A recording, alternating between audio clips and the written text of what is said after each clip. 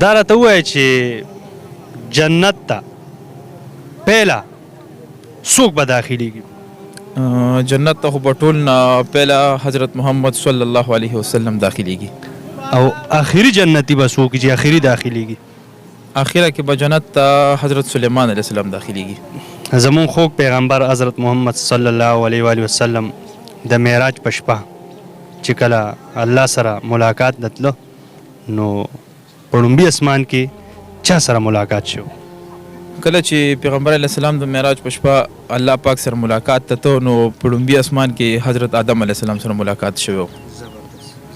په دویم کې حضرت عیسی علیه السلام سره ملاقات شوی.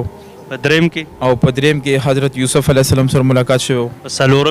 په څلورم کې حضرت ادریس علیه السلام سره ملاقات شوی. ماشاءالله پنځم کې حضرت هارون علیه السلام سره ملاقات شوی. و زبردست. شپږم کې حضرت موسی علیه السلام سره ملاقات شوی.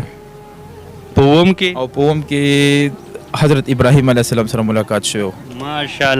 ماشاءالله زبردست.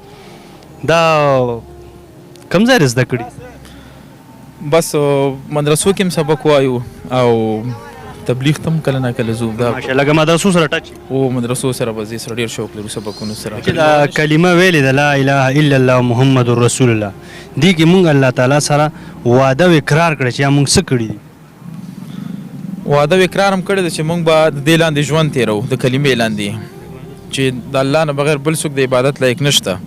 مونږ دا ویلي په دې کې او پیغمبر علیه السلام د الله آخري رسول دی او د الله بنده دی. مونږ دا ویلي خو مونږ دغه په طریقو به زندګي تېرو. نو چې کله مونږ دا کلمه ووي چې یا الله ستا حکمونه به منو د پیغمبر اسلام په طریقه باندې به خپل ژوند تېرو نو مونږ دا ژوند او دا وعده چې الله سره کومه کړې ده نو د دې حق مونږ ادا کوو که نه دروغ ویلي منافقت هم کړی یاره نم دی ادا کړی میر صاحب. قدرمنو دا ما خواږه دوستان زمون کوشش هم دغه وي چې یو څو پوښتنې وکړو بیا تاسو ته مخامخ راړو نو دا رونه بایګان را سره ولاړو تاسو یې خبرې واورېدې. یو ګونګی او ګونګی لکه مطلب چاړه او چاړی دی نکاح به څنګه کوو؟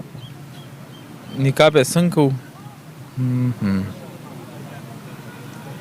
چې چاړی چې نه اوري نه خبرې کولی شي دواړه طرفین دغسې د دی نکاح به څنګه تړو؟ تسلي به ورکوو نو په اشارو په څه به تسلي دوی به پوه کوو نو دوی چې کومه طریقه یې په هغې به پوه کوو نو که نه لیکل به ورسره کوو او لیکل به ورته کوو هغوی به یو دواړو سره خپل چې هغه سکول نه ویل بیا به څنګه کوو؟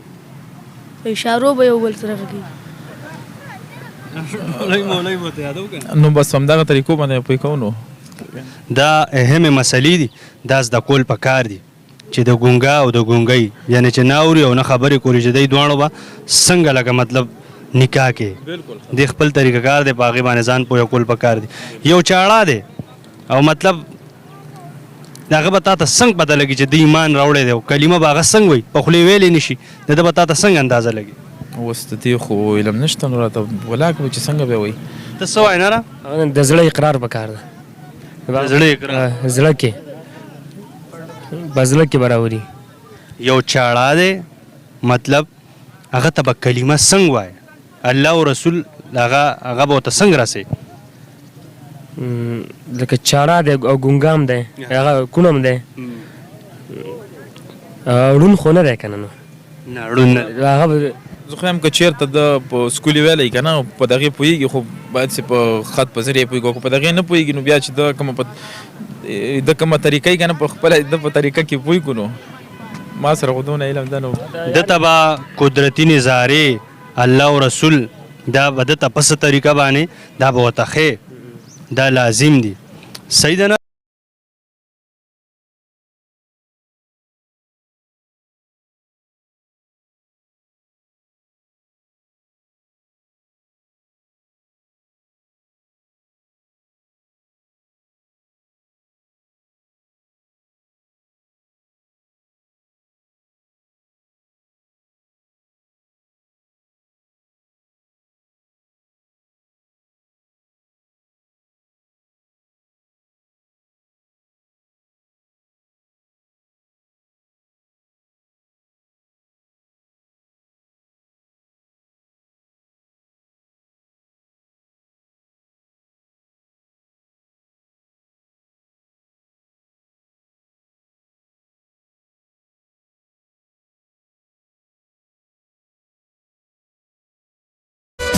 मोहम्मद मुस्तफ़ा सबसे आखिरी नबी, अहमद मुजतबा सबसे आखिरी नबी।